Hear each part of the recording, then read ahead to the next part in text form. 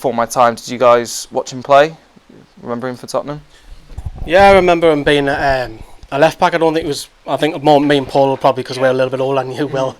I think he wasn't the greatest left back, but we had heart and endeavour, and I think that's all you ask. If you don't have the ability, at least go on and show your worth. And I think he grafted really hard, and he had promised to be a top manager. Unfortunately, we talked about people passing away in the football world last week, and just a shame in it. Yeah, it is, and the work, I mean, the job that he did down at Leyton Orient, absolutely unbelievable in such difficult circumstances. I've obviously been looking into it today, especially, and just recapping, some of the things that he's been involved in. And to be fair, he's gone up and above what he should be expected to do. Such an absolute magician, almost, to get them, obviously heading back in the right direction. Fantastic. Absolutely fantastic. So it's a great job done, but it was such an absolute shock, and again it seems to be bad news after bad news, doesn't it, in the world of football, sadly. Yeah, very sad indeed. But no, we'll talk about better things. We'll move on to Newcastle. So, gentlemen, it has now been 4 weeks to the day since Newcastle played Fulham at Craven Cottage and left everybody with a big bout of positivity. All that had to be done afterwards, secure the manager's future, and therefore probably to a degree the club's future in the Premier League. So I don't know about you, but that sounded quite simple. However, in the month or so that has passed, the fans have been left with probably more questions than answers regarding not just the future of the manager, but also who might be the owner as well. We'll start with the owner. Biggest news going into from this week is Monochrome acquisition, so a company set up on Companies House. For those of you that may not know, Monochrome is sort of play on black and white acquisitions, saying that someone's going to buy something, and it was set up by the Bin Zayed group. So can I get your reaction to this news? Well, it went a bit quiet, didn't it, because we had that influx of the first 3 days where it was manic, and then it went absolutely quiet. And this is really the only, probably say, highlight, I would probably say, fingers crossed this goes through, of the last week. And I think we've seen this before with Amanda Staveley, that it's been set up before, but Staveley never happened. There's only two of them. Both of them, it looks like they put themselves down. As I didn't know that Midwat Kawai, if I've said that right, is a sheik as well. So interesting that they've got the company registered. It's how much you want to read into it, because it's set up ready for shares to be transferred. But then again, if this all goes pear-shaped, Paul, it's just sitting there like Amanda Staveley. It is. It's positive noises, and lots of small little positive noises gives you a little bit of greater hope that this has got more substance and more meat to the bones this time.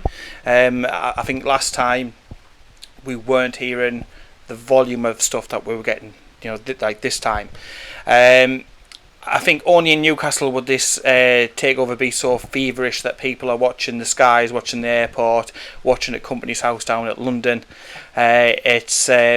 It's crazy, and I must admit I'm part of it. I mean, obviously for Newcastle Fans TV, we're hitting the refresh button, we're trying to find out information, we're messaging people, we're constantly on the go trying to find out just that extra little bit of nugget. But I think the complication has been there has been holidays over there as well, but it's certainly it got your attention, it got you thinking, and it got you thinking that it could be serious. Plus, obviously with the statements and everything that's been made before, and we're just all so desperate for something. I mean, you said 4 weeks. It feels like 4 months, doesn't it? Since we've had something that resembled, proper football. And obviously we're going to get onto the England stuff, but I'm talking about proper football, Newcastle football. So, well, I'm actually missing the football. I know it's been 4 weeks, Will, but.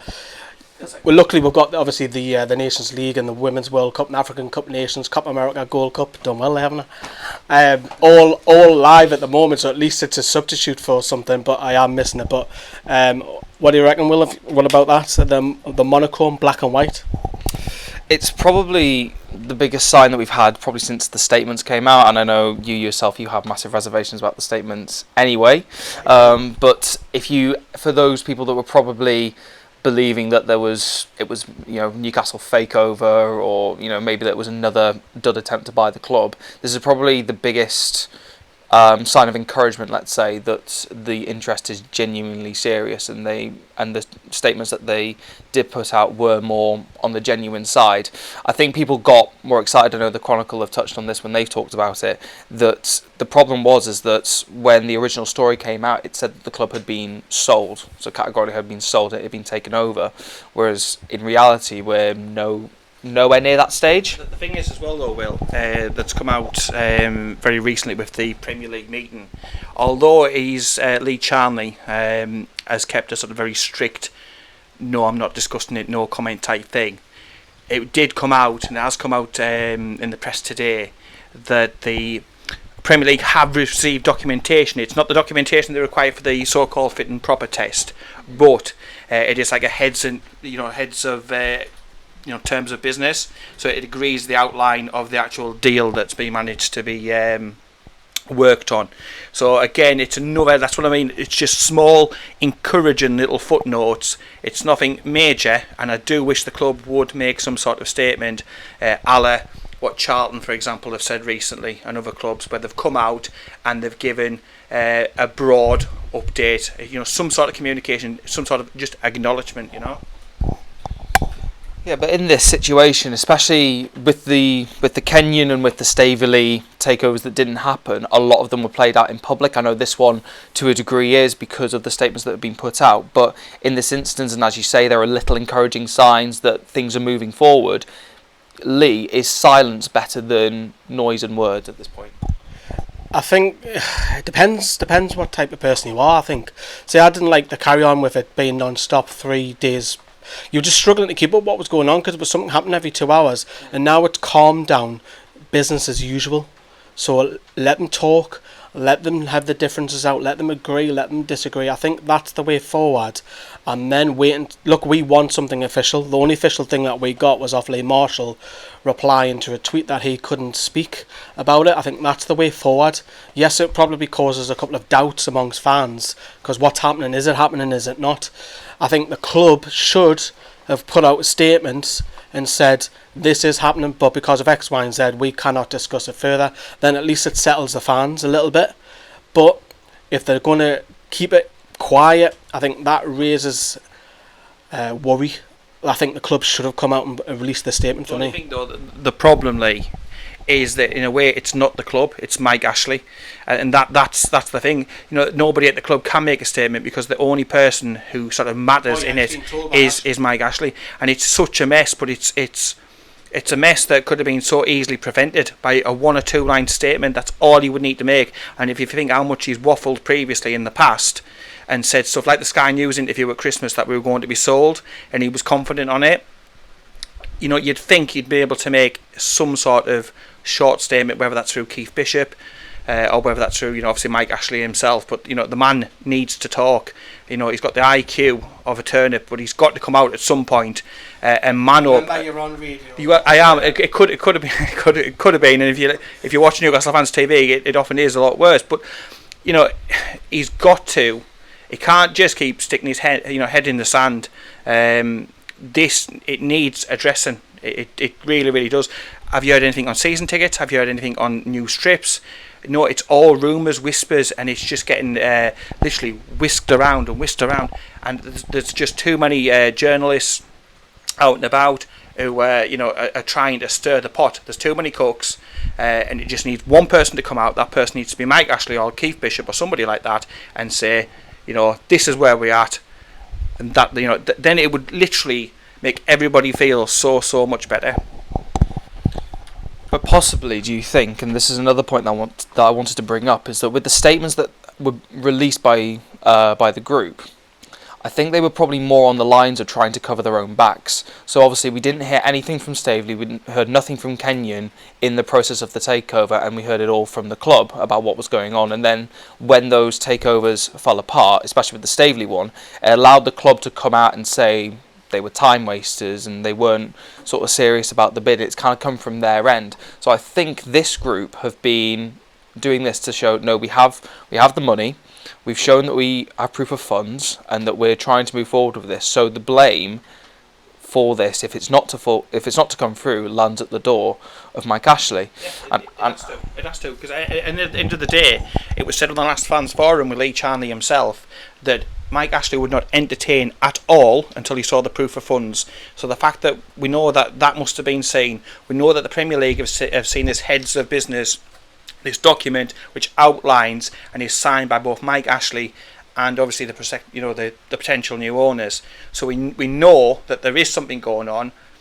We need the man to come out and say something, and I find it makes me gobsmacked that he hasn't come out and said something. It's how long is this going to go on for? Because I think most fans like quietness, but it's how long will that quietness go on? Because the Premier League fit and proper tests. The people saying that it went in April, we're now in June now, when we don't know what's happening, and people are just speculating, this is happening. Your point about it all coming from their direction is, I've got a problem with that, is because it's all third party. It's not official by them, it's all getting sourced out. So no disrespect to national newspapers who don't have a great reputation in the local media getting hold of it. Why aren't they putting it out on their official routes? Which is it's a strange way to do business, because if they do come over and take us over, if we have a player renewal contract coming up, is that going to be played out in public?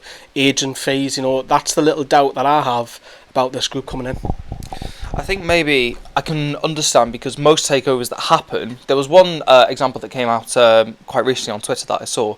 I think it was the takeover of Swansea City, whereas the first proof of fund that was shown for that club happened in about 2015, mid-2015, but the takeover didn't actually go through until April 2016. Like, these things can take a very, very long time, and it's all probably fallen into the time of obviously Rafa Benitez's contract, which we will get to.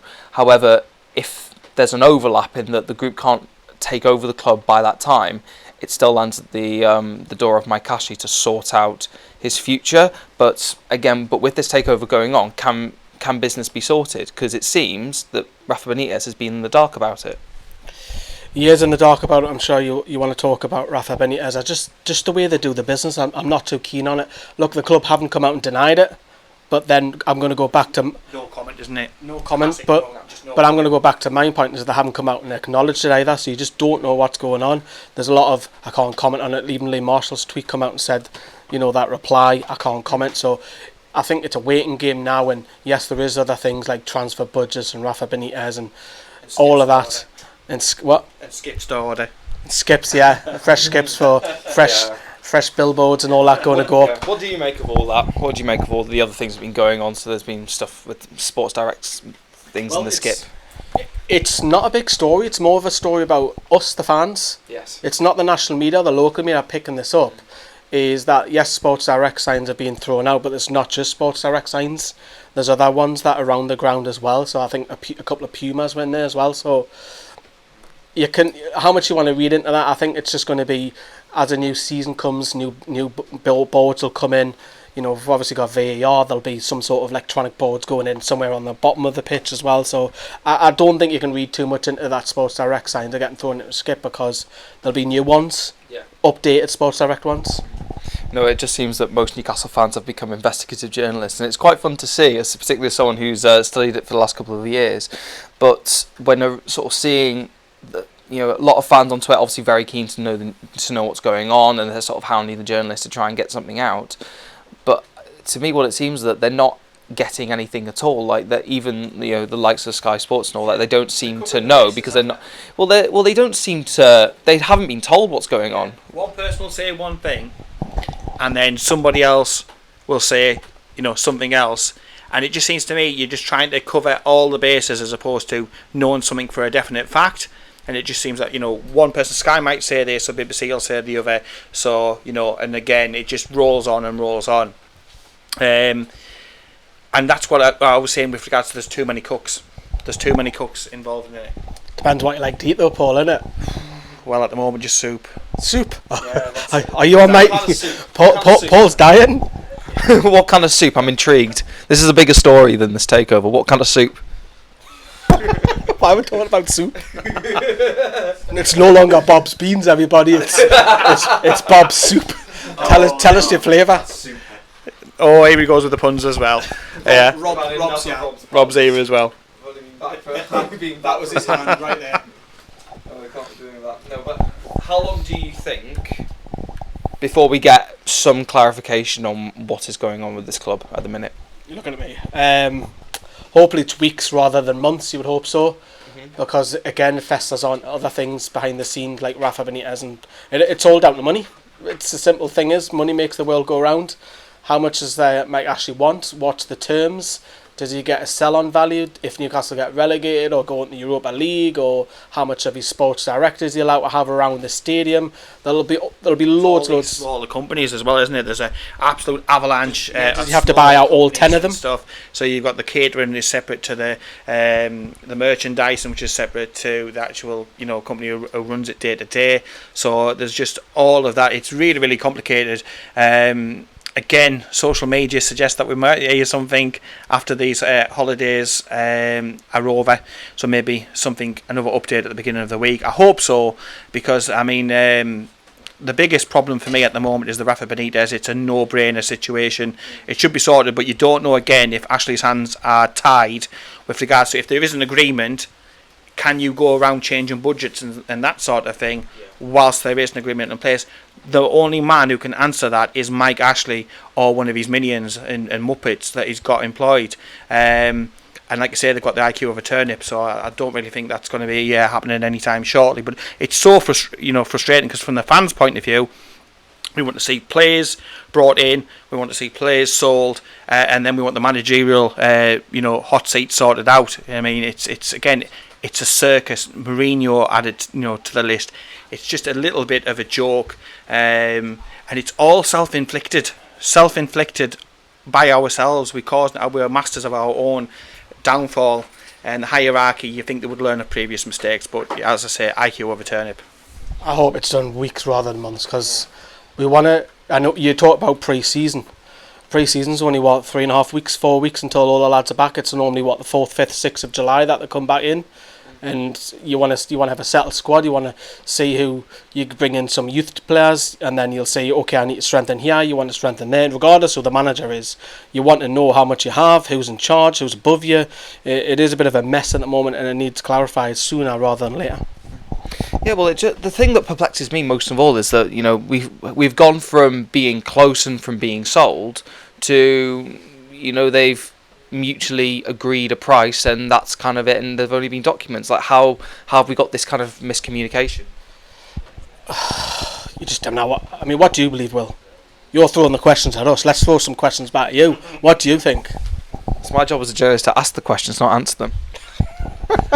I wish some of the local journalists would ask a few more of the I suppose they're probably behind the scenes they are, and they're probably getting told stuff off the record, but I wish they were asking direct questions, not just to the club but to the man himself, because like I say, there'll be employees at Newcastle United who have not got a clue, because it's one man and one man only, and it's his ego that has to be satisfied, his bank balance that has to be satisfied.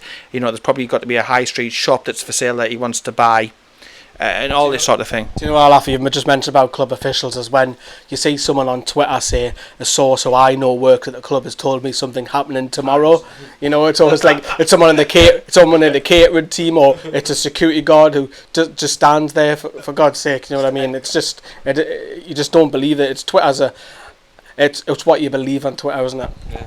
Well, Lee, what have we got going on in the chat? If anybody have anything to say on this? What have we got? So we have got Jack is saying, think I'm willing to wait on signings if it means the takeover goes through. We've got 100% Mags. Oh no, that's in a reply to something. Has Carl been on this somewhere? Yeah. I can't find him. Can you scroll it? Can you scroll it? I don't know how to work this. This is down to you. I'll run you through it. Yeah, you go through it. That's what Ethan's I've just missed it there. So Alan just said, what do you mean you don't know what's going on? The Ben Zaid group have said that it's in within the Premier League, and these things take time. Chill. It's with the Premier League, and there is a bit of time. Is that what we are? We're getting a little bit anxious, yeah? Are we getting a little bit, come on, it needs to be done? I think it's probably, we've had a massive showering of information, because I remember it kind of caught everybody and seemingly all the journalists as well. I remember when the story first broke from the Sun.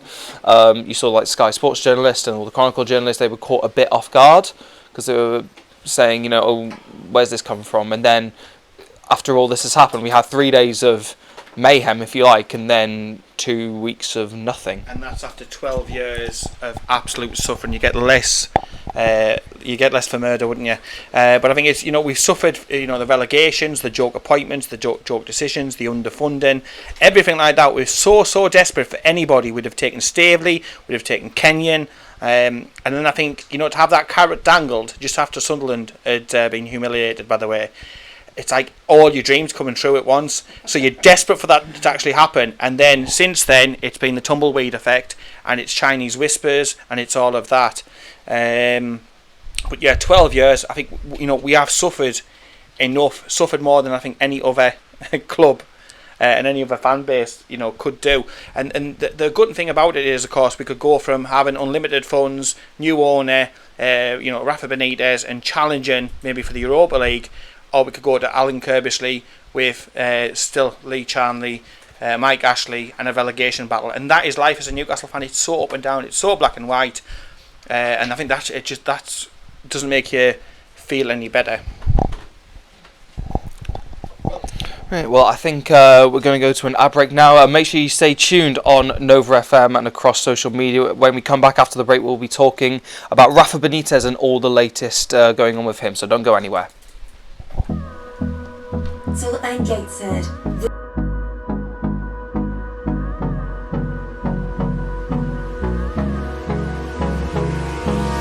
Hold me close till I get up.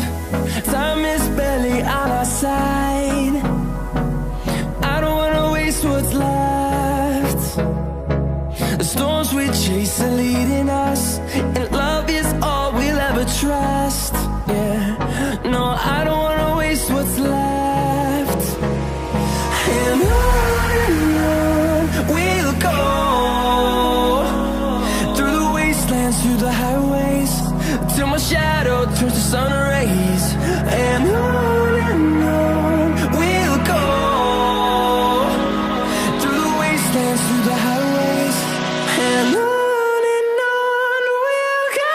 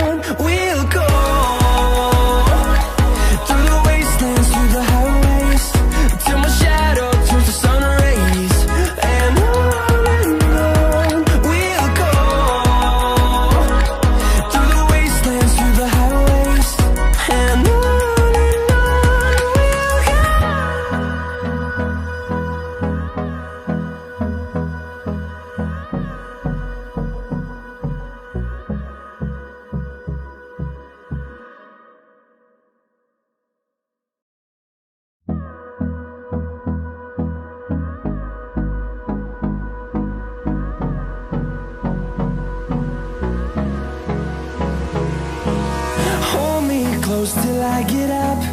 Time is barely on our side. I don't wanna waste what's left. The storms we chase are leading us, and love is all we'll ever trust. Yeah, no, I don't wanna waste what's left. And on we'll go, through the wastelands, through the highways, till my shadow turns to sun rays. And on we'll go, through the wastelands, through the highways, and on we'll go.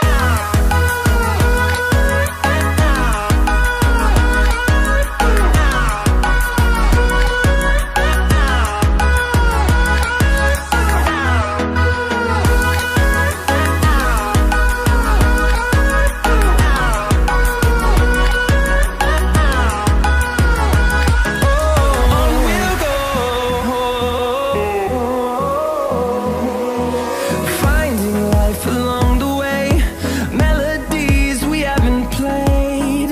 So on No, Nova I don't FM, you're want listening no to rest. Fans TV with myself, Will, Lee, and Paul in the studio. Before the break, we talked about the takeover and all the latest speculation, and now we will talk on with the latest speculation about our manager, Rafa Benitez. So, latest developments this week was, according to reports, the negotiations with the Newcastle hierarchy have ended, and there is an offer on the table. Only 21 days until it expires, 3 weeks, and apparently the offer on the table is broadly similar to the one he's about to end, with the restrictions on transfers and restrictions on spending, that any transfers he put forward has to kind of go through the board, but he does have final say and that kind of workaround. So the simple question is, why have his suggestions to, more free reign to be able to spend the money how he sees fit, why have these not been adhered to? Well, you're dealing with late Johnny, Mike Ashley. That's why, Will. I will put it cleanly because we're live on the radio. That's all I'm going to say. Is you're dealing with Mike Ashley. Mike Ashley, whether you love him or hate him, which we all hate, is a very, very successful businessman. He very rarely gets things wrong. He gets what he wants. But with football clubs, the business is run differently because you've got to put money into a club and you don't really get much back as a football owner. The terms that Rafa Benitez is going to get, well, it's true, Paul, you don't. Well, unless you Mike Ashley, because he's had plenty. I mean, I know he pays for his sports direct advertising now, but he didn't for many, many years. And I think it's fair to say some of the accounts that come out year after year after year certainly raise eyebrows when you look at them and you compare our spending to, say, a Bournemouth or a Watford or somebody like that. But to me, the biggest thing, I mean, obviously, I think Mike Ashley was a bit of a failure. He tried to get into sports, didn't he, when he was younger, and he knows nothing about football club and running a football club. Squash player or something? Was he? Yeah. Oh. Imagine playing against him with a racket. Yes, can you imagine playing against Mike Ashley? But no, it's surprising because, in his business world, he surrounds himself with people who are successful at what they are doing, and he goes with that. But yeah, he's got somebody in who's won the European Cup and cups all around everywhere else he's gone and major honours. Yeah, you've got to trust him to do the job. But what's to say that the sheikhs in Abu Dhabi, what's to say that they know anything about football any more than Mike Ashley does? It's a valid point. I mean, we don't know much about them. When you try to have a look on the internet, it's very little information about them. It's very little. They don't have many photos about the Sheikh Khalid. So Man City. Yeah, it's true. Never did Man City, but I think. Man City, they surrounded themselves. They did appoint directors who knew about football. The Barcelona, I can't remember his name, Tixi, Bergstein. Yeah. But that's what I've said, Will, on previous shows that I've done. I think at Newcastle we need to follow that Ajax model where you get people with the DNA of the club in the club. So you see Ajax, and I use them as an example. So you see the Overmars and the Bergkamps are incorporated and used in the club. So you get people with that DNA in the club who know what they're talking about. Alright, Paul, I'll put you on the spot here. Go on. What is your dream board for Newcastle United? So I would have people on it, so like Shea Given, for example, Shola Amiobi, for example, Nobby Solano, there's another one who's done it, Rob Lee. People who know it and get it, Alan Shearer. I know he's doing the media stuff and stuff like that, but there is room for somebody like that in the club. You could have your Kevin Keegans, people who understand the folk of Newcastle, the DNA of Newcastle, and could put systems in place, and also allows then the manager to focus purely on that first team. So you give somebody the youth team to look after, you give somebody the Lone Ranger type thing to look after. Different responsibilities for different people who know Newcastle and get it, and because the paying punters in the stands know that these people get the club, they're going to get more time to get it right. And you look at Ajax and what they've done and how successful they've been. They've gone out and they've got good players, and they've brought them through in a certain system with a certain style from the youth teams right the way through. And I honestly believe it could work, and it could save the club money in the future and everything. I'm really quite passionate about it. I actually think whoever comes in will be a hero. Even if further down the line they become the villain. Whoever gets rid of Mike Ashley is a hero straight away. Even if better than the devil you know, is the saying that everyone might say. I feel like singing a Kylie song now, better the devil you know.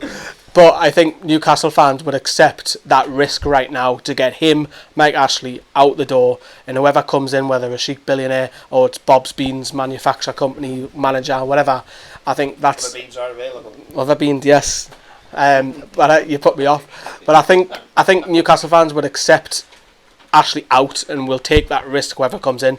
Are these football people? We don't know. But what we can establish is that he's set up his own business from 1988, which is 31-year-old business from scratch, and he's a billionaire from that. So he must be doing something right in business terms. Forgive me if I'm wrong here, though, but it was because it was slightly before my time, so I'm not too sure on all the details. Weren't people happy to get the previous chair out and for Ashley to come in?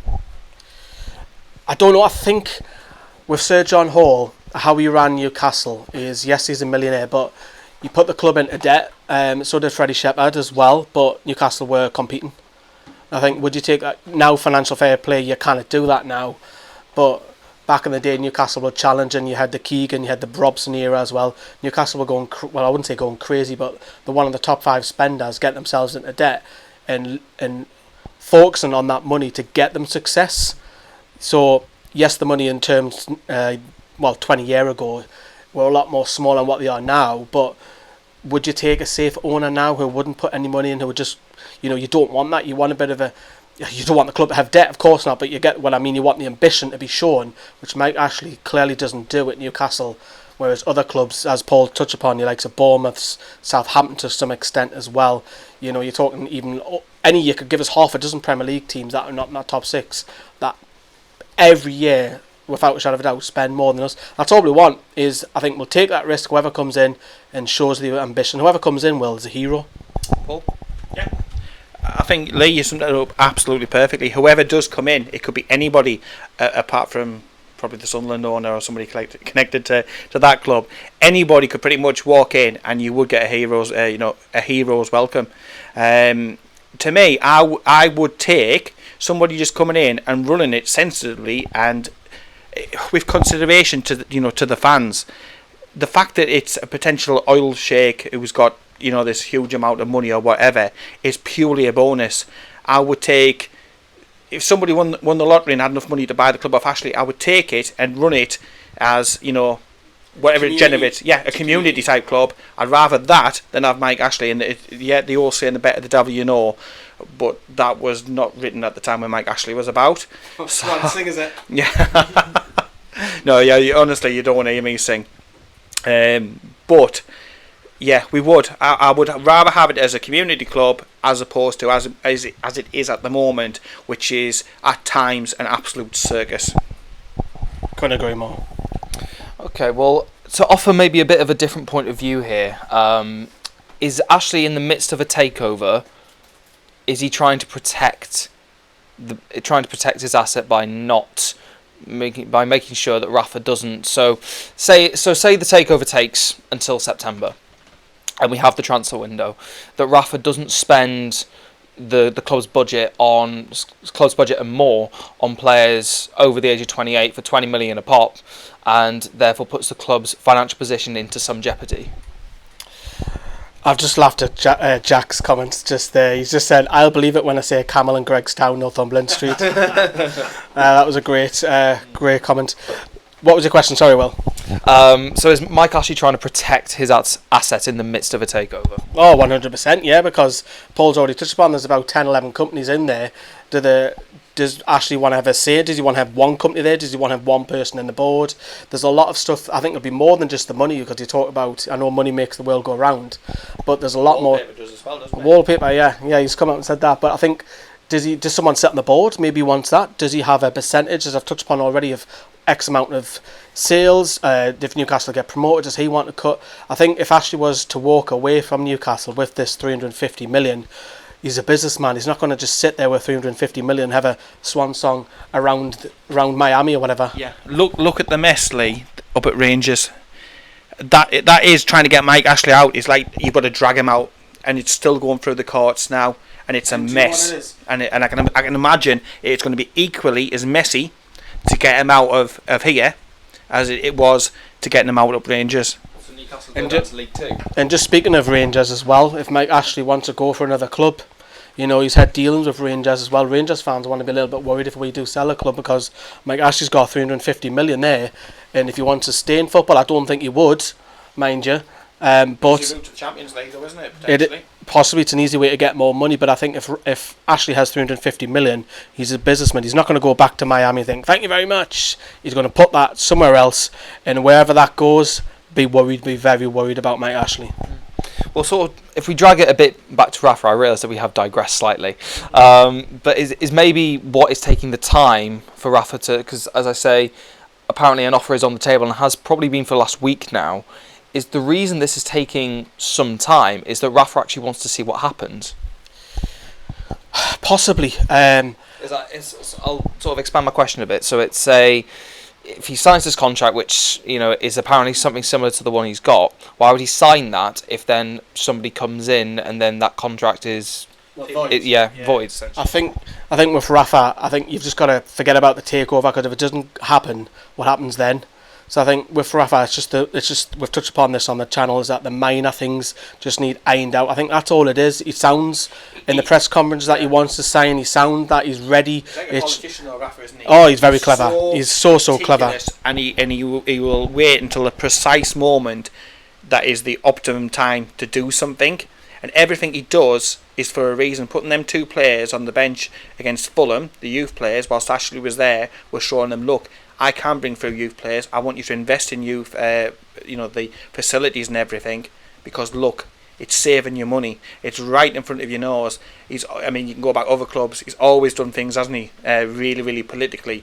He's obviously a clever man, but it's just like it's getting really, really squeaky, isn't it? The time is running out. It's because he's near his contract. Yeah, and I dread to think what will happen if he doesn't sign. But even if the takeover does come in, they've already said that Sheikh Khalid wants Benitez to be there. Mm-hmm. So I don't think that makes. That's some reports. We'll touch on that maybe a bit later. But some are saying contrasting things. I think with Benitez, I think it's just the minor things. I think he knows that he'll have more money even if the Sheikh doesn't take over. I think he knows he'll have 50, 60 million, and yes, some of that's got to go to agent fees, but you'll get the income of getting the likes of Savvy out and Cole back out. Yes, I know it's not massive amounts of money, but it's getting a wage bill. Wages. He wants more control. The local media says he wants more control of a wage, because we've got a wage structure. So if we were, I'm just going to throw a name out there, Juan Mata. I know he has a contract ready for Man United, but I'm just giving him as an example. If we have to go and get 120,000, break that wage bill to get a calibre of that player, I think that's what Rafa Benitez. It's the smaller things. Getting like the speed of getting a deal done. So rather than dragging it out, over weeks and weeks and weeks, and potentially allowing a player to get away from us, he wants that speed to be able to go, player identified, we've already scouted him, it's this, that and the other, let's go in there before anybody else gets in there, because we have done good deals in the past.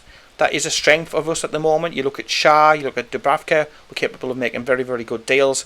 But how many deals do we lose because we don't operate in a quick way? It goes to Charlie, then it goes to somebody else, and it works its way up the food chain till it gets to Ashley, who might be on the other side of the world, and then it works its way back. It needs that speed to be able to strike quicker than our Premier League rivals. Well, what I say interesting, it's interesting you rank one matter. It's also interesting you rank the Ajax model, because this is a point I wanted to bring up, is that the supposed model that the Newcastle hierarchy wants, the current one anyway, is that we sign younger players of the age of about 25 and under, give or take, with big resale value and have potential. For me, and as an idea, that does work. Because especially for a club in our situation, you can get players for good value money, and in the past it has worked. I think we can't deny that. There have also been examples where it hasn't worked in quite dramatic fashion and cost us enormously. However, why are the clubs so reluctant to have exceptions such as Rondon or maybe such as Juan Mata? I think you need to have a mixture of the both, because we have signed elder players. I know here's Escamas didn't really come off, but there is players there. We've brought Rondon in, who was on loan at 28. I know he's 29. I think you've got to have a mixture of the both. I think every club has to do that. Look at City. I mean, what was it? Aguero's 30, Kompany was 33, Fernandinho's 34, I think now. I think you've got to have the mixture of the both. You can't just keep going for the youth development over and over and over. Look at Southampton, for example. They nearly got relegated the last 2 years because they kept bringing youth players in and selling them on to Liverpool all continuously. It's like a feeder club for them. So it's a risk that how much you're going to risk it. I think you've got to have a mixture of experience matters. Experience matters. I see what you've done there. Experience matters. Rob will like that behind the board as well. But Rob's behind the camera. Everybody who's watching on the live stream. But yeah, I think you've got to have a mixture of the both, and I think that's what Rafa Benitez will be saying to Mike Ashley. Well, it's with that Ajax model, it's the thing that they credit most, is that there are some fantastic young players there. Obviously, Frankie de Jong, Matthijs de Ligt, both linked with massive moves this summer. But some of the most important players have been Tadic and Blind, who are sort of the ages of 29 and have Premier League experience. It shows that experience is one of the most important things. And our Player of the Year was Salomon Rondon at the age of 29. Yeah, and you've got to have a common sense approach to it. It's not black and white, is it? It's not. You can't just have a team of youngsters take out one particular team in history. You can't just have a bunch of younger players and they know all the tricks of the trade. It's got to be a mixture. It's got to be a blend, and there's got to be a common sense approach to each particular deal. But there needs to be a quickness to that common sense as well. Like, to me, Rondon for 16 million is an absolute and utter no-brainer. But to somebody like Mike Ashley, he's just looking, from a resale potential, isn't he? That's what he's looking at. Fantastic, good stuff, guys. Right, we're going to go into another ad break now, and after the break, we will be talking about the special one who has recently been linked to St James's Park. Don't go anywhere. The car. This is.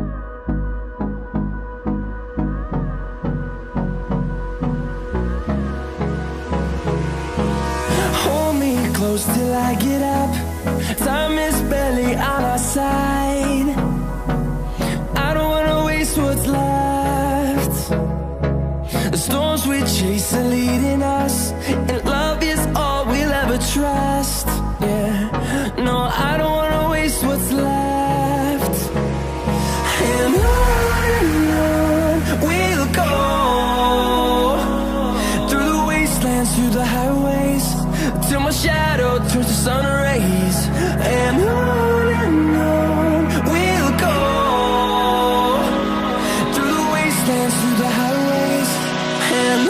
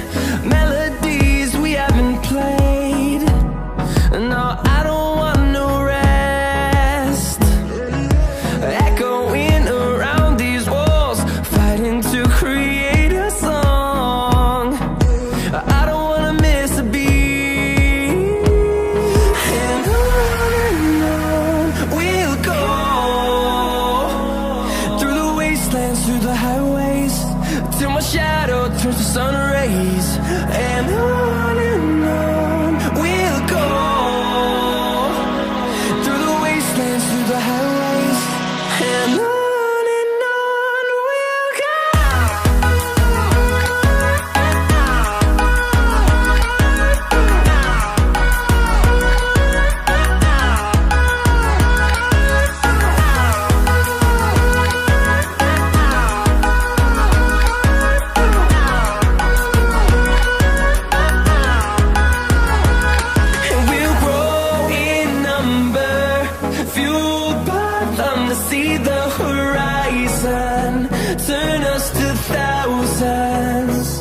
and we'll grow in number, fueled by them to see the horizon, turn us to thousands. On we'll go, through the wastelands, through the highways, till my shadow turns to sun rays. And on we'll go, through the wastelands, through the highways. And on we'll go.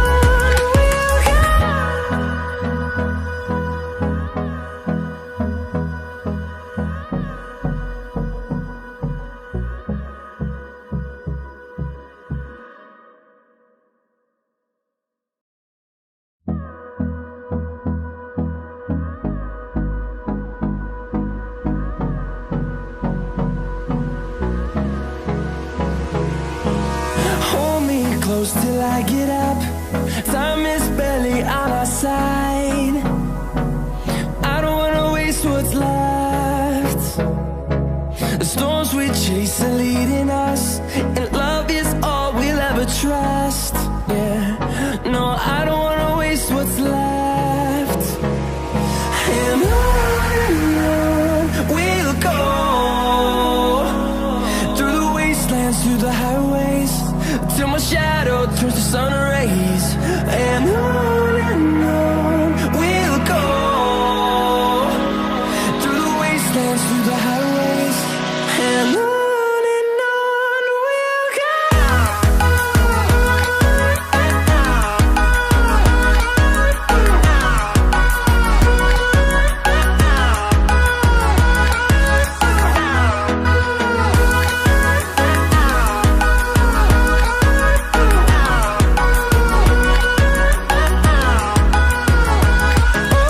On we'll go, finding life along the way, melodies we haven't played. No, I don't want no rest, echoing around these walls, fighting to create a song. I don't wanna miss a beat. And on we'll go, through the wastelands, through the highways, till my shadow turns to sun rays. And on we'll go, through the wastelands, through the highways. And on we'll go.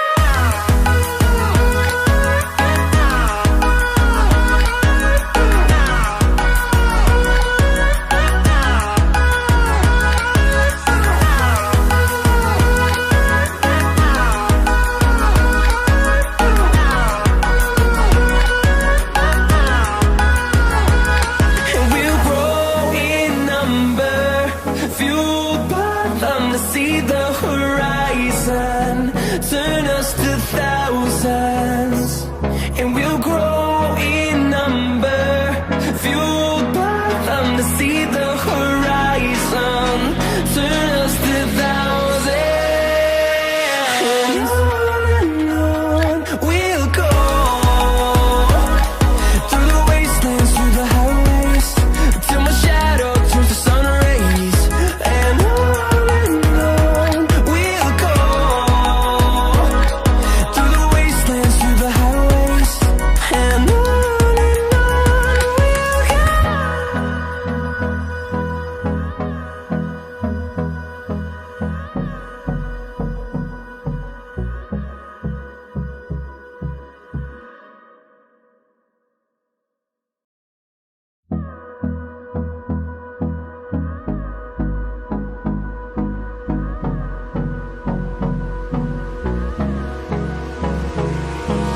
Hold me close till I get up. Time is barely on our side. I don't wanna waste what's left. The storms we chase are leading us, and love is all we'll ever trust. Yeah, no, I don't wanna waste what's left. And on we'll go, through the wastelands, through the highways, till my shadow shadow turns to sun rays, and on we'll go, through the wastelands, through the highways, and on we'll go.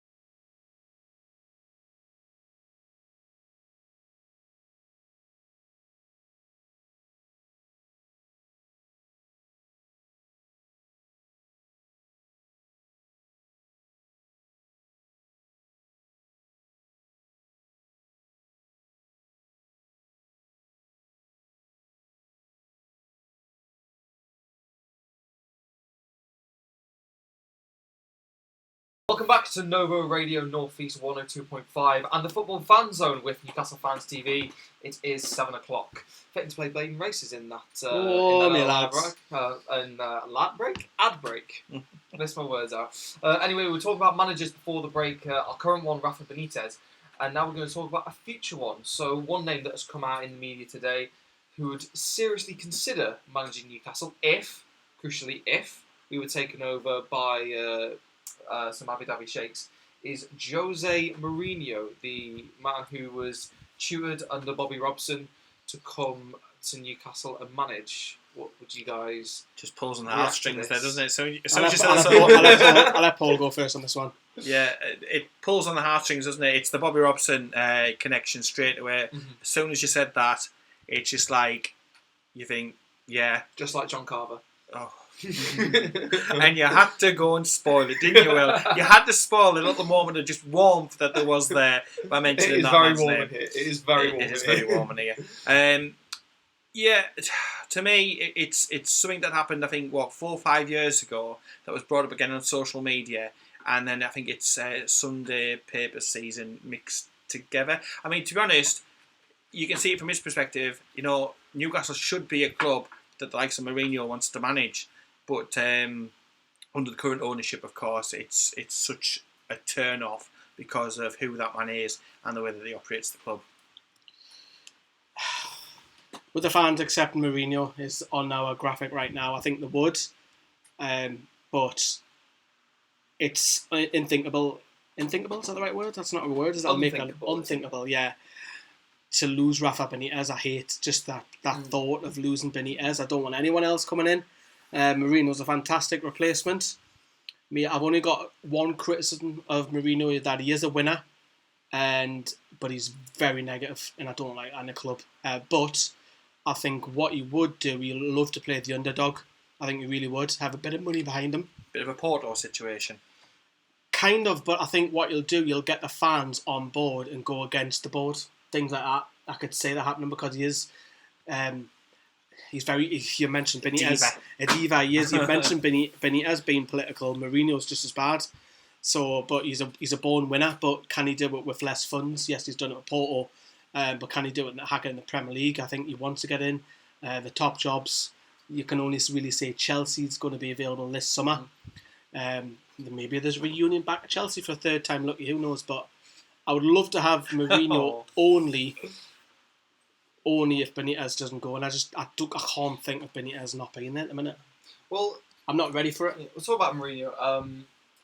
In my time in Salford, obviously home of Manchester United, I've met a lot of Manchester United fans who have been very vocal in their criticism of Mourinho. And since Ole Gunnar Solskjaer has come in and started well and then fallen away again, they're all starting to think that maybe Mourinho was right. So I think the crucial thing in all of this is that Mourinho would consider it only if there was a sheikh to come in and spend as much money as we're allowed to. Because I think that's something that he felt he was always held back of with Man United. They had a lot of money, but they didn't do what he wanted. I think his idea is maybe he could come in, they'll be like, whatever you want, we'll get, and then he can build it from there. It's not daft, and he doesn't want to work on Mike Ashley, does he? No, I don't think so. If he had problems with Man United, I'd love to see him try it with Newcastle. No, but would it be a good fit? If Rafa's to go, so say negotiations fall through, the club gets taken over, Jose Mourinho comes in, would that be a good fit? Whoever comes in to replace Benitez isn't going to be as loved as Benitez, but Mourinho will love to play that underdog. He'll love to play hard to world against us. He says he wants to be loved again, and he wants to have something that's his own again. I think the Toon fans would. I think that it'll be soften the blow a little bit if Benitez was to go and Mourinho comes in. So you think Benitez is a better manager than Jose Mourinho? For what he's doing at Newcastle, yes. Okay. So I don't think Mourinho could come in and do the same job as Rafa Benitez on the budget that he's had. Yeah. I think if he has loads of money thrown at it, then I might go, okay, Mourinho, but not the way the club is at the moment. However, that was to change. I would still want Benitez there, but if Benitez doesn't, Mourinho's not a bad fit because I think he'll play the victim card on purpose. It's not a bad thing. He'll get the fans on board. It's us. He does that us versus them. He'll point. He's very charismatic as well. Mm-hmm. It's a big word for me, isn't it? But I think he would get the fans involved and he'll roar.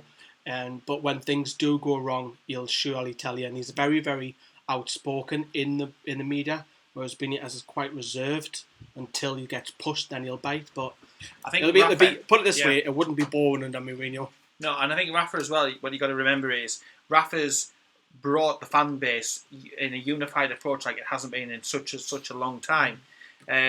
Would he do that? Would Mourinho do that? Yes, he's the name. Yes, there's that emotive link. Yes, it's the them against us mentality. But I don't think he would have had the power to be able to heal the club in the way that he's managed to heal it. I don't think he'd be able to work with Mike Ashley, not for a second.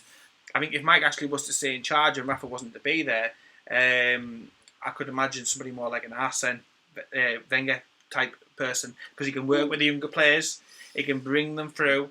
he's quite happy for players to be brought up for the youth team, and then to be sold from under his feet, because that's what he did basically at Arsenal for 20 odd, forever. So he'd be happy to work in that sort of environment. But if Ashley does stay and we don't get taken over, the list of candidates for who will want to work with Ashley will be so small and minuscule. It's going to be a step down. I 100%, just for the record, I want to keep Rafa. There's not an absolute question in my mind that we need to keep the man. Well, I do want to challenge, and again, to play devil's advocate. You say he's done well at Newcastle, and I agree. I think Mourinho, in a very similar situation, maybe would have struggled, seeing the way it all went on at Manchester United. However, if we're to compare two clubs of which they've been at, Inter Milan and Real Madrid, it's no question about who's been more successful at those two clubs in similar time periods. Mourinho always goes on and say that I have to pick up Benitez's mess everywhere he goes. And I know you were coming on that. I thought you might twist it a little bit. The pot. But to be honest, when Rafa did go, I'll stick up for Benitez. When he did go into Milan, a lot of those players were over 30, and they were on the final. So Mourinho got them at their peak, like up towards the end of their peak, till 29, 30, and then when Benitez got there, started to drift off. But it was only one season. Champions League winners to. Still picked up 2 trophies before he was sacked. He picked up what was it, the Club World Cup. I think he won some sort of Italian Super Cup. So I think Inter Milan was just unfortunate. But look, the things he done at Napoli, he had to sell. Look at Koulibaly. Look at him. He's worth something like 80, 90 million. He picked him up for scraps. So he done it in Napoli. Is Benitez better at building a squad? Or yes. Yeah, 100%. Mourinho needs it there and ready to go. Someone's just said in the live comments just before that that Mourinho kind of build a squad. Mourinho doesn't stick around for 3 years. But if we want a project, Mourinho's not that man. If you want instant success, you go for Mourinho. But what happens after that? Do you have you don't have a backup plan? Do you have a model? Do you have someone who maybe an apprentice of some sort that follows Mourinho? I don't know. But for building a squad, that's what we're doing. It's slow, but it's gradually getting there. But Mourinho's not that guy. However, he's very successful at getting instant success with controversy. Yeah, again, summed it up absolutely perfectly. He's a sort of football manager to me, Mourinho. When you've got unlimited funds, fantastic. Would he have stuck with us when we went down to the Championship? No. A chance. Not a chance. Would he be doing everything, all the behind-the-scenes stuff, all the healing of the club, all of this spade work? No, he wouldn't have done any of that. I think we've got a very special person in charge of the club at the moment. And I think anybody with just half an ounce of common sense can see that we need to move heaven and earth to keep the man who's in the post at the moment in post and give him the tools to do the job, because that's what he's asking for. He's not, I don't think, being unreasonable. The money, you've said, it's not down to the money, it's just pretty much what he had before. It's down to infrastructure, it's down to common sense decisions being made quicker, and it's down to promises that can be, and trust that can be built, because I think there's been far too much of that lost over the years that Rafa's been here. As the final point on Mourinho and Mourinho versus Benitez, where do you think Benitez in particular, because seeing as you want him to stay, where do you think he could take this club with the takeover? Where could we go? Let me rephrase that. Without the takeover, first of all, I generally feel if he does have a few more millions to spend, a little bit more, I think you can generally get signings. I think you can be established top 10. If the takeover does happen, I think realistically you cannot take Champions League for the first 2 to 3 years. I think you've got to be, that 7th place is up for grabs every year. Everton are meant to be 7th. We always associate Everton being that biggest team out of the top 6, and they don't get that every year. So Wolves have done it. So Wolves are free spending. Why can't Newcastle be similar to that? And I think that's where Newcastle Cups have as well, to look like, at. Yeah, love a cup run. When I was back at school and stuff like that, and just leaving school, we were always, that was a long time ago. Yeah, but we were always in the business end of the cups, and I remember being spoiled with quarterfinals, semi-finals, finals again, semi-finals. You dared to dream. It wasn't one or the other. We were fine in the league, secure in the league, and it just a cup run of something, because third round, fourth round, third round. But I'm fed up. Of it. We went down to Nottingham Forest last year on the League Cup, and and then you see it at the later stages, and you see teams in it and it's no disrespect at all, Watfords and stuff, who are doing well in the cup, and you're like, it's so gutting. I would give anything for a decent cup run. And I think we're capable. I think we should be looking to cement ourselves in the top 10. And we should be looking to get a cup. It has been far too long. 50, yeah? Yeah, it's good. It's not acceptable. Any other club, this would not be allowed to go on. We need to be top 10, and we need to be challenging in the FA Cup, and we need to be challenging in the League Cup as well. I have to agree. You want to try and get into Europe and challenge in the cups. I think that's realistic. What for in the sort of short term? Where do you think maybe long term, sort of next sort of decade, let's say? So takeover happens this summer with a sheikh who can, obviously there's financial fair play involved in that, so we probably couldn't do a City where they won the league in 4 years, but in a decade? European football. I think, first of all, you got to shake things up. Like that one, Rob. Short term, I'll give you a quick fire. Short term, I think establishing itself in the top 10. Medium term, I think Europa League, maybe a few semi-finals in the FA Cups and stuff like that regularly, and then you can try and get to a final, maybe, who knows, win it. Long term, look, the way we're going to say this right now, because someone might come back to this video and will look very, very silly, is the Champions League, trying to get that if, and that's a massive, massive if 100 million, 50, 100 million every year, but it's not, money doesn't buy success, because you can go and get a £50 million striker who scores 4 goals for you, Fernando Torres being one of them. So it's clever. It's clever buying. A goalkeeper who's 3 or 4 million, who's absolutely fantastic. You can get a Fabian Schär, who's again cost a few million, but is absolutely outstanding. It's more about making common sense decisions. We're not after. It would be great to sign all these world class players, but common sense decisions, to safeguard the future. We should not be fighting a relegation battle, where season in, season out. A club of our size and stature, with the fan base we've got, with the attendances, with all of that, we should not at all be thinking about relegation at all. And we go into every season thinking, let's get to 40 points as quick as we can, and then let's see where we go. That shouldn't be at Newcastle. I'm sorry, but that isn't for the likes of us. And that might sound a bit like we're blowing our own trumpet, but we should be safe in the top 10, definitely.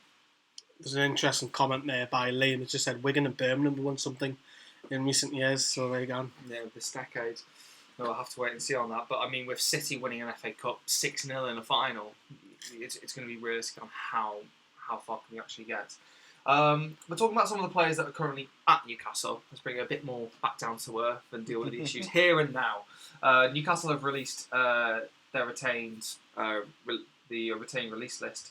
The players that have been released are as follows. Mohamed Diame probably being the biggest one, followed by Cal Roberts, who've also made a couple of appearances. Stephen O'Connor, Joseph Yarni, Tyreek Bartlett, Juanito, Lewis McCall, and Otto Huhtinen. I believe I got that one right. Yeah, goalkeeper. And the retained players are as follows: Owen Bailey, Tom Allen, Nathan Harker, the goalkeeper, Dan Barlaser, Lewis Cass, who was on the bench against Fulham on the final day of the season, Liam Gibson, Oliver Walters, and Mo Sangar. We'll start with Mohamed Diame, probably the biggest name on that list. Do you think this was a sensible decision, or with the potential summer overhaul that may be undertaken? Obviously, lots and lots of ifs and buts about it.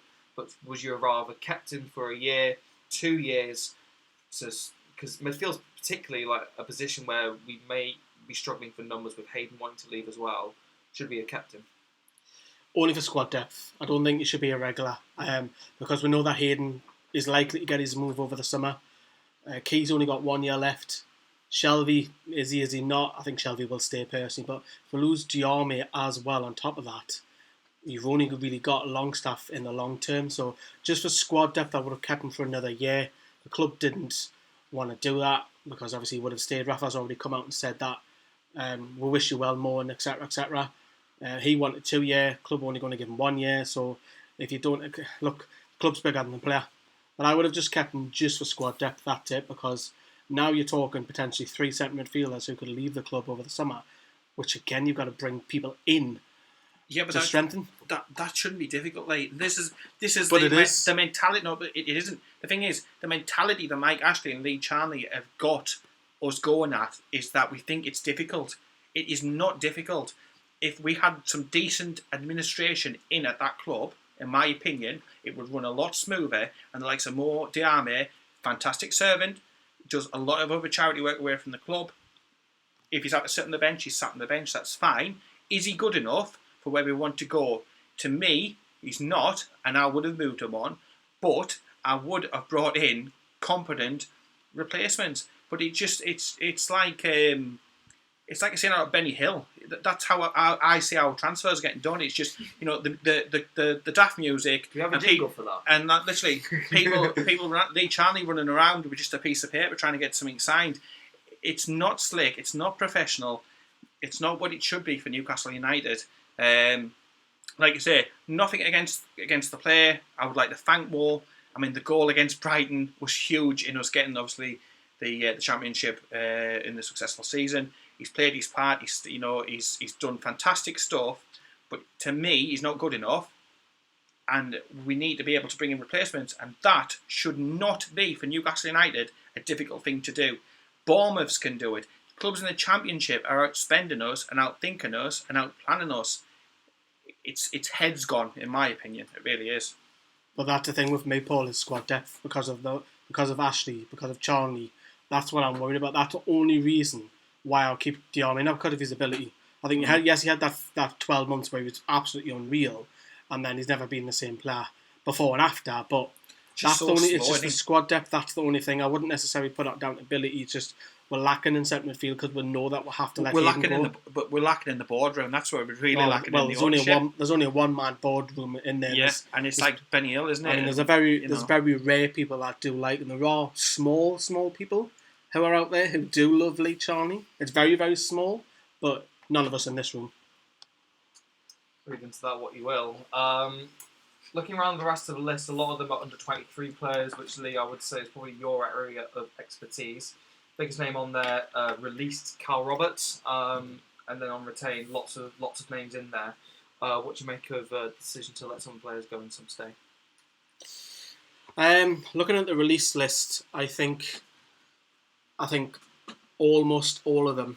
I would like to say probably Cal Roberts stay for another year, but there is that argument that he's 22 and he should be playing football now, which is fair enough. A little bit surprised that they'll let Houghton go because he's only just broken through the under-23s. The rest of them, Yusuf Yarni, Tarek Bartlett, Juanito, Lewis McNall and Stephen O'Connor haven't even had the chance to... Well, I wouldn't even say have the chance. They haven't really broken in training with the first team a great deal. I think it's right to let those guys go, and it's unfortunate that Lewis McNall's obviously a local lad. The rest are all brought in from down south and across from Spain, Juanito, but probably the right decision. Mm-hmm. Good stuff. Paul, I want to ask you about some of the academy changes. So the academy have had a fantastic season, very successful. Unfortunately, didn't get promoted, didn't win the Premier League Cup, I believe it was called. But overall, quite successful, especially with Sean Longstaff coming through into the first team, which we'll talk about in a bit. But new developments happening. Apparently, reports saying that Neil Redfern will be brought in, Shola Amiobi as a loan coordinator, I believe the name is, and Ben Dawson, who's done a fantastic job taking on a bigger role. Do you think we can move forward with the academy and make it a steady chain of progression for lads in the North East to make an impact on the first team? Yeah, I do. It's been. We knew several years ago that we needed to address the reserve and the youth setup. The turnaround last season was unbelievable. Part of me thinks if something's not broken, don't fix it. But I understand going back to that Newcastle DNA. Setting something up. The likes of bringing Shola in, who was looking after these loan players and looking out for their interests whilst they're out at other clubs. I do. think that's a really, really good idea. Especially with Sorensen, who had a great season and went to Blackpool and didn't play. He could be absolutely, a huge player for us. And again, how much money could the likes of that lad save us in the transfer market? These players need looking after. Neil Redfern obviously came in last season, did some really, really good stuff. Lots of experience, through it. Was it Leeds women's team? See, he's played for Barnsley. And the likes. Your neck of the woods. Mrs. neck of the woods. Well, you waited for that, didn't you? Yeah. But yeah, it's really good. It's positive that the signs are there. And again, it's these little noises that make you think, is Rafa's demands getting through, and will it eventually come out that he has signed a contract? Because why else would you make them changes if another man's going to come in and potentially not be happy with that setup? But it's encouraging. I like the look of it. I like the loan manager role in. I would like to see more sort of specialist directors put in. But yeah, it's been a good turnaround, and I would like to see more, especially with the likes of Longstaff. I mean, it looks amazing. When you're getting comments of Guardiola like what he did, then you need to be taking note we're doing something right. Lee? I think with the youth development, you've got to see more lads breaking through. See Sean Longstaff on your screens there. You know, he's scored a couple of goals in 13 games, and I think he probably, well, I don't know if he plays regularly next season, maybe go and get 10. Why not? You've got to build the future around him, and it's great to see more local lads, lads get more of a chance. But I think pre-season's a big thing for local lads as well. I keep saying local all the time. I need to stop. You want to see more of it because you want. Obviously, Paul said that Geordie DNA. We haven't really had. If you take Longstaff out of that, you haven't really had anyone since Paul Dummett break through and be a regular. You've had obviously people filter throughout the years, like Stephen Taylor. Like Stevie Taylor. Well, Stephen Taylor's going back probably 15 years when he broke through. So you want to see ideally one every season. In an ideal world, you want to see one lad break through, at least be part of the squad. I think pre-season's a big thing for a lot of them. You've already touched about Sorensen. Dan Bolliers had a great season at Accrington as well. Victor Fernandez has had an injury-ravaged season as well. Rafa likes him, doesn't he? Rafa really likes him. He's direct, and this kid's got talent. I introduced you to Victor Fernandez, and you fell in love with him. He's a phenomenal talent, and it's a shame that he's been injured. Mo Sangare is a full international, and then there's people who, Kellen Watts, Owen Bailey's highly thought of as well. So you want to see Lewis Cass. You want to see a lot of these getting a chance in pre-season, because at the end of the day, they need a chance, and that is the future of Newcastle. It's Geordies in that squad. Okay. Well, we're going to be talking about Newcastle's latest hotshot, Sean Longstaff, after the break. Make sure to stay tuned.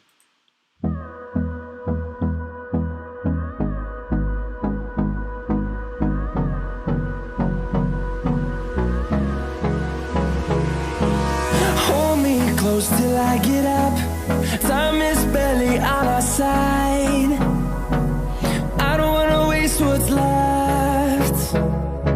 The storms we chase are leading us, and love is all we'll ever trust. Yeah, no, I don't wanna waste what's left.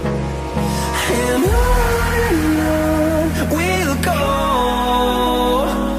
through the wastelands, through the highways, till my shadow turns to sun rays. And on we'll go, through the wastelands, through the highways, and on we'll go.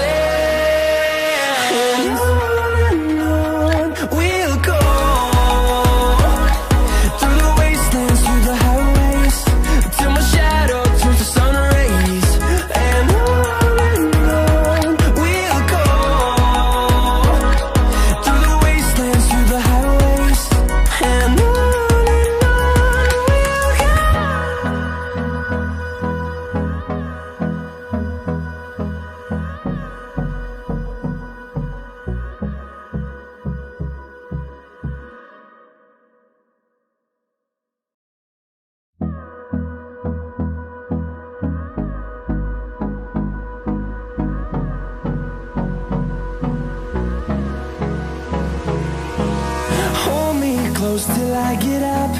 Time is barely on our side. I don't wanna waste what's left. The storms we chase are leading us, and love is all we'll ever trust.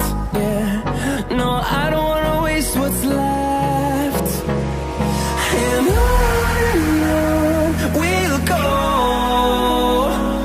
through the wastelands, through the highways, till my shadow turns to sun rays.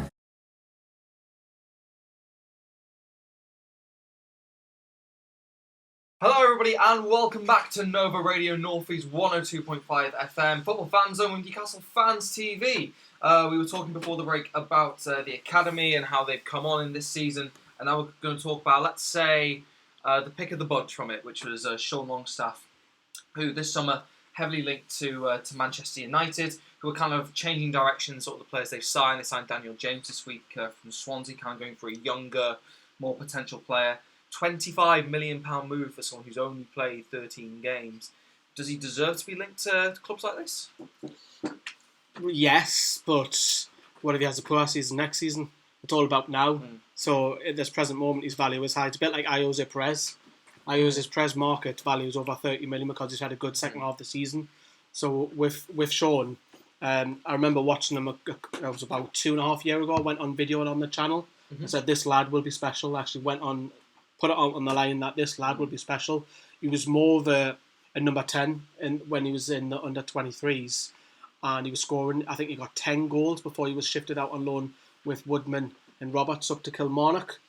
Scored 2 or 3 there, and then he had that loan spell out in Blackpool where he was the box-to-box midfielder. That loan did him the world of good, because it's a bit like Dan Barlaser, where he was playing regular football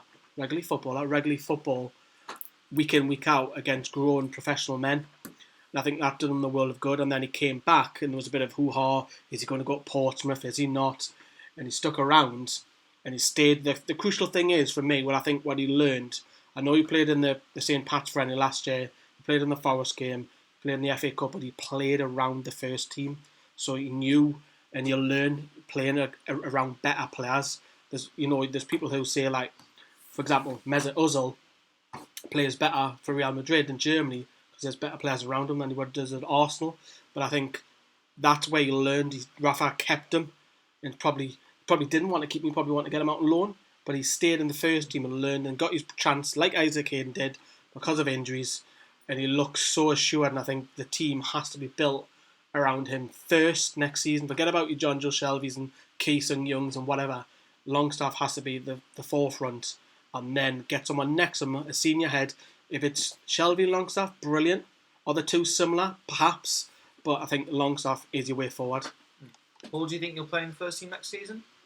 Yeah, again, agree with what Lee said. He has to be one of the first names on the team sheet.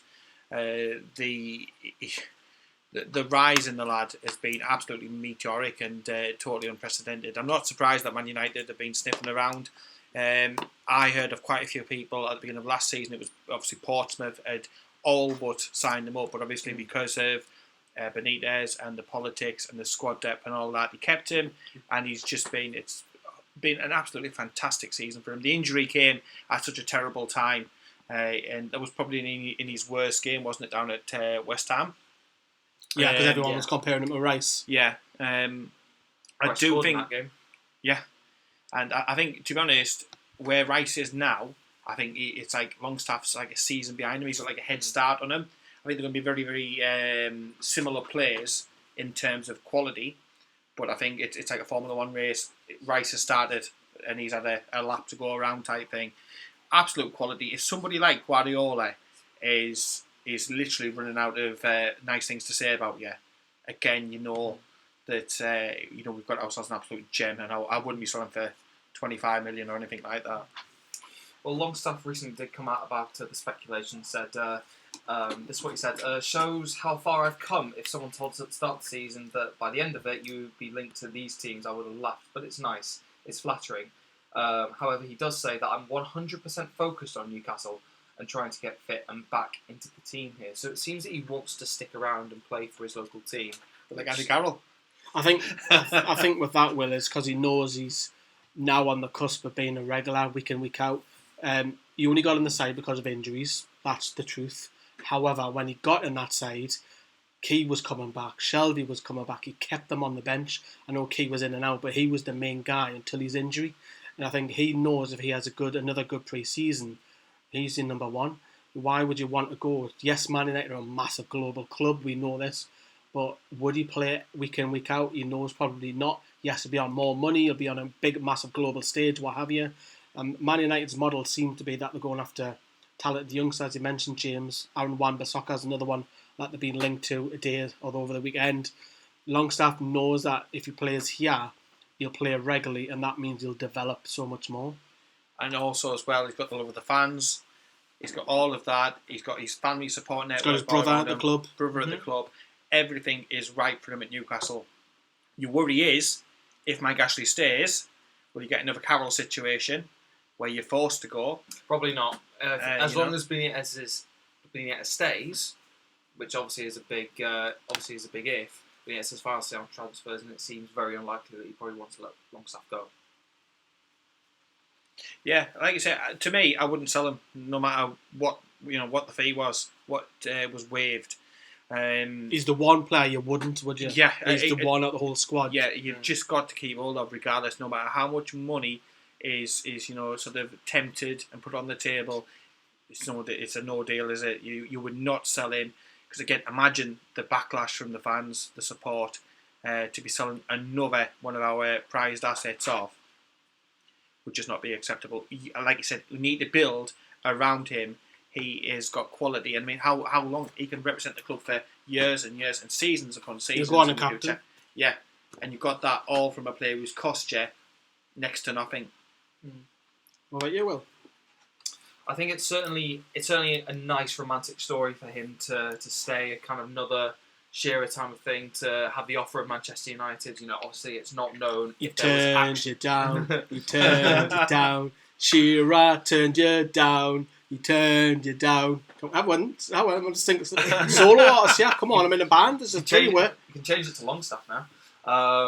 But to stay at Newcastle, and I just hope it all kind of goes well. Obviously, he's had a pretty horrific injury, so to hopefully come back from that, have a strong pre-season and build. Because when Shelby got injured and was kind of coming back into the team, he couldn't get back into the team because Longstaff was playing so well. I remember, I think the game I saw him play was against Cardiff at home. We won 3-0. And the biggest compliment I could have paid to him is that if I wasn't, an avid follower of Newcastle and I just came up to watch the game, I wouldn't have known that would have been, his second or third Premier League start. Yeah, he was sensational. I know Fabian Schär took the headlines, but he's not really well known because when we were down West Ham, and the West Ham fan TV lot on YouTube didn't know who he was.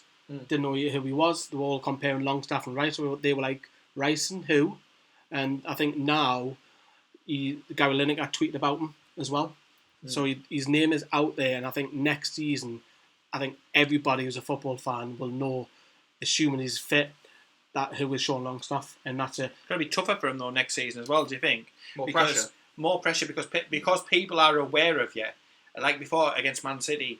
Guardiola wouldn't have been aware of him.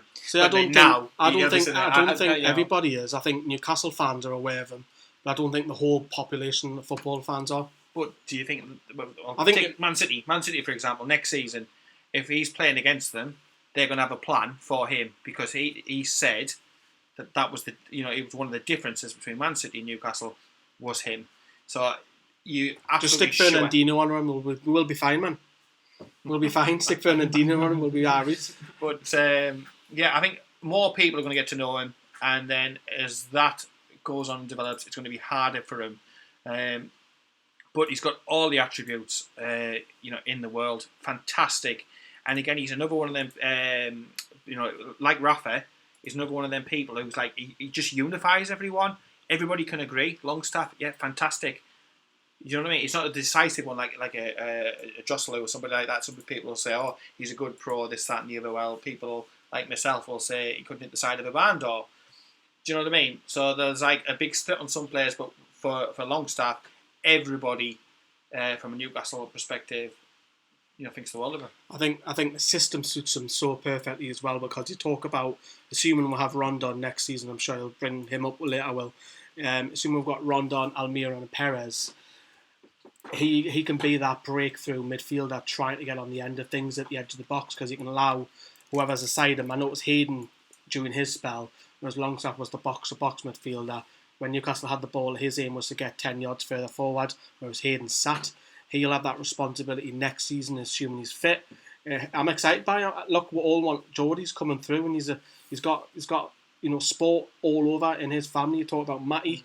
There's another one. You talk about his dad, who's a hell of a hockey player. His dad. South Yorkshire's on. Yeah, you've got who's his uncle? Alan Thompson's his uncle. Alan Thompson's wife is best mate of Alan Shearer's wife. It's just a big, massive circle that goes round in that family, which it's mad how you just have an influx of people in a family who are just sport mad. It's mad. So, having watched Longstaff and the promise that we've bigged him up to, if you got an offer for, let's say, John Joe Shelby this summer, a sizable offer, he has suitors going around, particularly West Ham, who I think have been linked with him probably since birth at this rate. But would you sell him? Because you sell John Joe Shelby, who's probably expecting to be in the first team, who wants to play in the first team, but if Longstaff's there... Our top only earner. Only if we have a couple of midfielders coming in, because we're lacking. Hayden's going out, Diarma's already gone. We've only got 3 set midfielders, and possibly if Shelby goes... The best time to sell Shelby, I've done the video on this last night, is the best time to sell Shelby is now, because he's got 2 years left. You could probably get up to 15 million. If it runs into his final year, that'll probably go under 10. You want Shelby to stay, again, because we want people, if he sits on the bench and then he starts a few games and he's back on the bench, same as Longstaff, we've got something strong on the bench to come off and influence a game. We don't really have that in Newcastle. We don't. When the strikers, Rondon goes out injured, you look and think, oh my God, I've got Mutu or Hostler to bring on, you know what I mean? Or you've got He's Jacob proven Murphy. experience, isn't he? He's like you said, though, with the Murphys of the world and stuff, they aren't proven, but you know, with John Joe that he is. Me personally, if I had somebody half decent behind me, or I was confident who could do the recruitment correctly, I would be tempted to sell between 15 and 20 million. And I'd want to bring in more Premier League experience, because I think he's our top earner, and we can't have our top earner at the club sat on the bench. I think he's a fantastic player, don't get me wrong, but at the end of the day, for me personally, I'm putting Longstaff in there all the time, and I don't know whether Longstaff and Shelby as a 2 works. So that means he's going to be a bit part player. I think you just touched upon that there, Paul. We've never seen them play together, but I think pre-season's perfect for it. Yeah. Get them playing together in pre-season. The 2 Asian games, if it's 45 minutes each, whatever, at the Hibs game or the St Etienne, allow them to play together. See if it doesn't work, then fine. At least we assume it's Rafa Benitez in charge. Then whoever the manager going into the season goes, well, you 2 can't play together. I need a 3 in there, perhaps. Maybe someone who can go and attack. Maybe Almiron sits in front of those 2 or whatever. A change of system. I think the more players that Benitez has, assuming again it's Benitez, yeah, is that the more flexibility of systems. Do we have to keep playing wing back? Can we mix it? Can we go 4-3-3 as well? I think. Yeah, more goals. Because, well, we did second half of the season. We got in the team, but yeah, you're all right. We need more goals, but Longstaff is probably that one. We are bigging him up, but let's just hope he stays fit, because if he keeps his feet on his ground, I'm sure his dad will be doing that. We've got a hell of a player there. Do you think Shelby or Longstaff could adapt to being the holding midfielder that maybe we're going to lose in the summer? So if, say, Hayden goes, Diarme is on his way as well, rather than maybe having to buy someone, if you could play them together, one of them adapts to being a tackling I think you've got to give it to Shelby, because Longstaff's got goals in him, Shelby hasn't.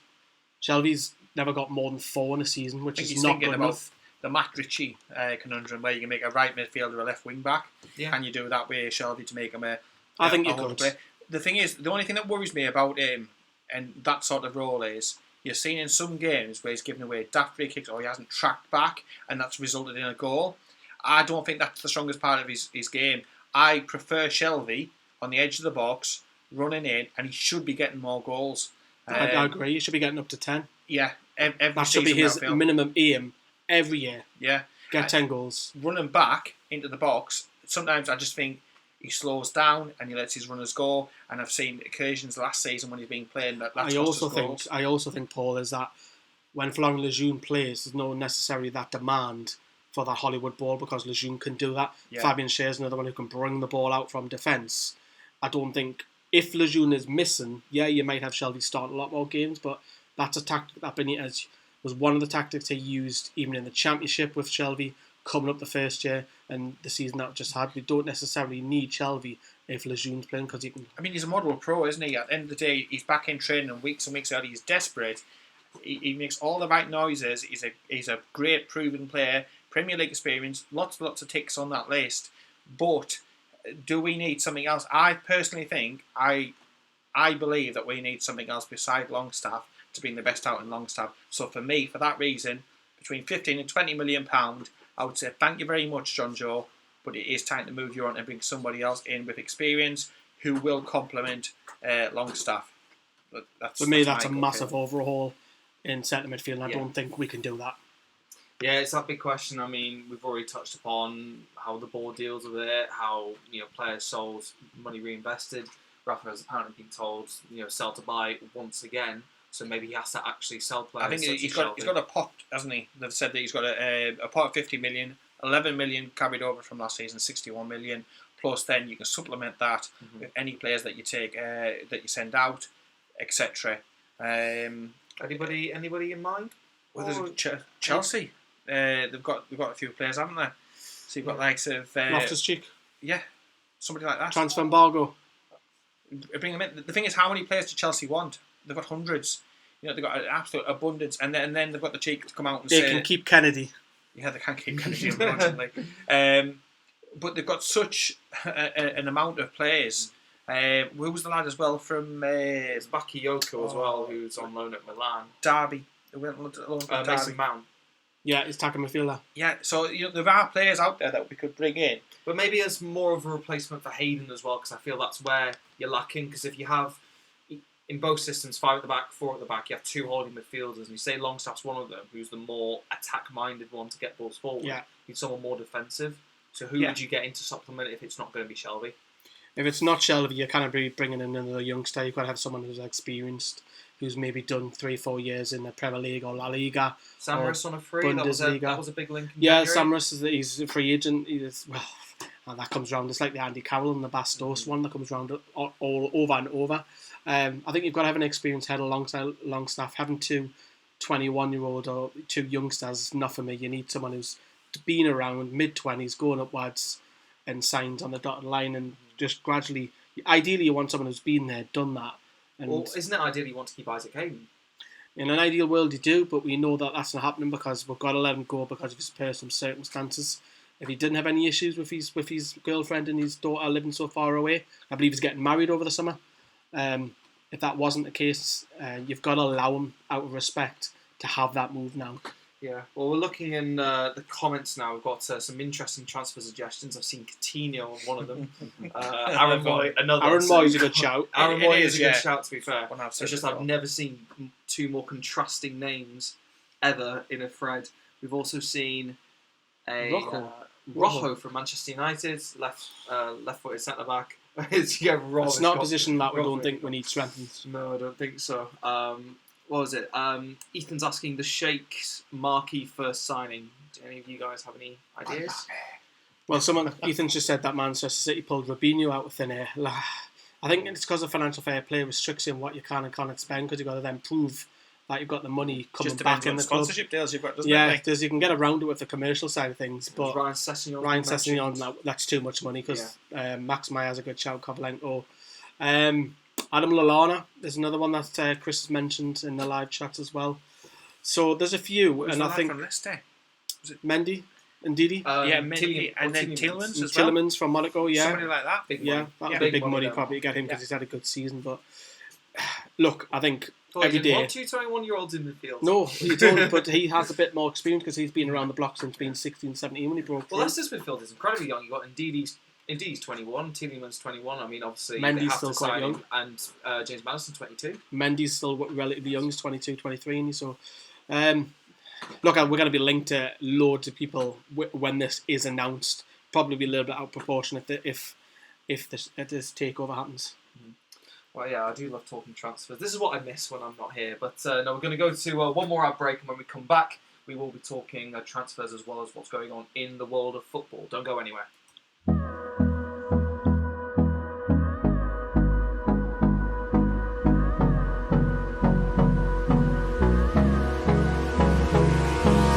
Hold me close till I get up. Time is barely on our side. I don't wanna waste what's left. The storms we chase are leading us, and love is all we'll ever trust. Yeah, no, I don't wanna waste what's left. And on we'll go, through the wastelands, through the highways, till my shadow turns to sun rays. And on we'll go, through the wastelands, through the highways, and on we'll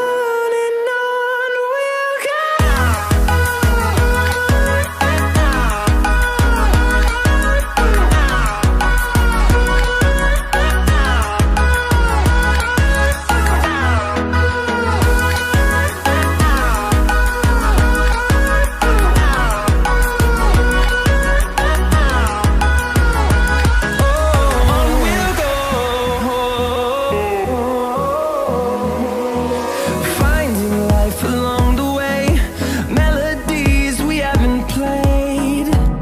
No, I don't want no rest. Echoing around these walls, fighting to create a song.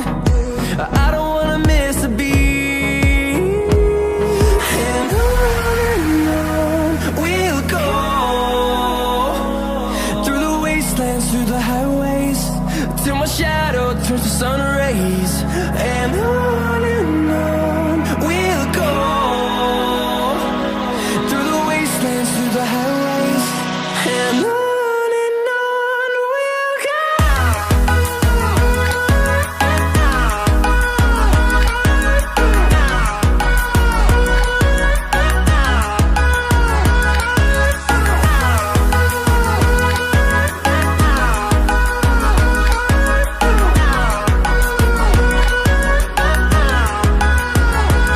And we'll grow in number, fueled by them to see the horizon, turn us to thousands. And we'll grow in number, fueled by them to see the horizon. To the Football Fan Zone on Nova Radio Northeast 102.5. I think this week we're going to have Rob's pun of the week. I think. Rob, what have you got for us? Oh, please no. Please no. Go on, Rob. Shall I do it, or No, I'm waiting for you to do or it. you will do it? Oh dear. Oh, dear. Right, let's Oh, move dear. off. Let's move off. I think we should never Iceberg do that ahead. again. I think we should never do that again. Let us know. Let us know if you're days. watching on social media, YouTube, Scenes. how bad that was. Yeah. Anyway, so touching on transfers, we're going to kind of rattle through these. We've only got 10 minutes of the show left. Strikers, big future, big talk about the future. Sullivan and Rondon. Rondon apparently giving time to Newcastle to sort their situation out because it seems that we are his first destination. You'll see his stats have come up on the screen. Also been subject to interest from Wolves, West Ham, and some Turkish clubs such as Fenerbahce. It seems that the club are unwilling to buy a 29-year-old. It's also worth mentioning that there have been reports that the wage demands for Rondon are £130,000 a week. What do you guys make of that? You wouldn't pay £130,000 for Rondon because he's not a 20-goal striker. No disrespect, but he's done some marvellous things for us last season. You want to go and sign him, but not for that report. No, that's too much. I would probably push it to 15 to 20 million to go and get him. I really would. I'd probably push the boat out a little bit because he just fits Perez and Almiron so well. But then that wage has just blown me away because I wouldn't pay that kind of money for him. I wouldn't, but whatever we're paying Joslo, I'd take him off the books and I'd say, look, whatever you were getting paid last season, I'll pay you that, plus what I was paying Joslo. Will you please take that? That's another thing. Is, And then I'd put Sorensen or somebody on the bench. Yeah, worth mentioning. Forgot to mention Joselu is apparently on the brink of joining Alaves in Spain for £1.7 million. We got to pay them. That's what we're paying now. The club. Two names that have been linked in the media is Wesley from Club Brugge in Belgium, and also Joe Linton, who's on your screens now, playing for Hoffenheim in Germany. And the club, someone who's much younger, early 20s, kind of the profile that the club are looking for as an alternative to Rondon. But the reports are that the club are actually willing to go upwards of 30 million to sign this person instead of Rondon. Where's the common sense? For the fee, 11 goals. Yes, I know it's in the Bundesliga, which is the top league, but 11 goals and 35 for 30 million. Fits the profile, tall, strong, quite athletic from what I can make out. This is only from what I've researched. 11 goals, 9 assists, not the best, but it sounds like a dating website. That, to be honest, Will. When you were reading that, it sounded like a bit of a dating bio or something like that. It's just again common sense. Rondon, he fits the system that Rafa plays, and it's not just about the goals. It's about the link-up play with Almiron. What's to say Joe Linton wouldn't? What's to say that this wouldn't work out? But again, I would prefer better the W in that critical area of the pitch. I would have Rondon, and then we do need another striker. One of the two. Yeah, I think Gale will be moved on, and I think there's money to be had from moving him on to Sheffield United or somebody like that. Bring that money in, and again reinvest. So we've got two good, good strikers, and then Sorensen. I'm against Wesley because we've got your stats on screen for people who are watching. Is that 17 goals in the Jupiter League out of 48 for a striker? It's a top club, Bruges, remember? Bruges and Anderlecht are the top two. And for me, that goal scoring record coming to a harder league. I know he's young, don't get me wrong, but that's not for me. That's not for me, that striker for me. Yeah, I think the thing that perplexes me is that the club seemingly are willing to spend big money on these guys instead of spending 16. So the fee for Joe Linton is upwards of 30 million. And then Rondon 16 and a half. It almost doesn't make sense. It seems the club are just so adamant not to buy someone who's 29 years old. But the way he plays, and he doesn't rely on his pace, if we signed him for 16 million, we'll get 4 seasons out of him, no problem. And then you're talking a few million per season. And when you think about the money we've wasted previously on your Luques and the likes, 16 million is an absolute snip. I would absolutely snap West Brom's hand off. Bring him in, bring somebody else in, and then you've got 2 strikers who are capable of scoring regular. We can rotate them round, so when he's travelling to the other side of the world to play for Venezuela, etc., we've got somebody else to bring in with fresh legs. And then in the cups, Sorensen, I would have him involved as well as our third choice striker. I think crucially, my personal view on this is that I'm happy to get Rondon. I'm happy to get Joe Linton. I would ideally want both of them. I'm happy to get Joe Linton as long as you get Rondon. It's no good getting, because we're getting Rondon, squad, isn't it? selling Gale, selling Gale, selling Hossu. That means Rondon, Muto, and Sorensen are probably the 3 strikers that we've got. You need another name in there. So I would, if we could get both Joe Linton and Rondon, happily do that, but not Joe Linton and not Rondon for me. Talking about sort of other things that are going around in the world of football, England have had a busy day today. They have just beaten Scotland 2-1 in the Women's World Cup. What have you guys been making of all that? Well, the Women's World Cup, so I put a graphic on for Gareth Southgate, which wasn't great. Oh, that's your fault. That's my fault looking after that. Yeah, the Lionesses is fantastic that they've won the first group game against the enemy, as you say, Scotland. A lot of North-East in there. Lucy Braun, Steph Houghton from around this area. Yeah, there's 3 Geordies playing as well in that as well. So, look, I think whether you like it or not, women's football is on the up, and you're going to have to get used to it. If you're going to be sexist towards it, then that's you who has the problem for that. I think it's on the up. It's getting bigger and better. This is going to be the biggest World Cup. England are one of the favourites to go out and try and win this. And I think they play betterly though than the male counterparts. I mean, watching these last 2 matches for the male side, the senior side, has been like watching paint dry. I mean, they're a good team that need to be made outstanding, ready for a challenge for the championships. But I think the women's team has been playing really, really well. Some good stuff. We've obviously covered Newcastle women's team on the channel as well, and it's great. It's really exciting, good stuff. I was surprised by the quality, coming into it fresh, but I think for the senior side, for the men, I think there's some big calls to be had there. There's some players that need to be shipped around and moved around a bit, shall we say. Well, Lee, if you want to return to the original graphic of what was it, the Nations League game. So England finished third place in Group A of their Nations League campaign after beating Switzerland on penalties, 6-5. For Switzerland, we had Fabian Schär scoring his penalty and having I would call a fairly decent game. Also, Kevin Mbabu as well, having a really good game for Switzerland as well. Someone that maybe we regret selling. I know you've been quite vocal about that one, Lee. What have you made of the Nations League campaign? Is the future still quite bright for England?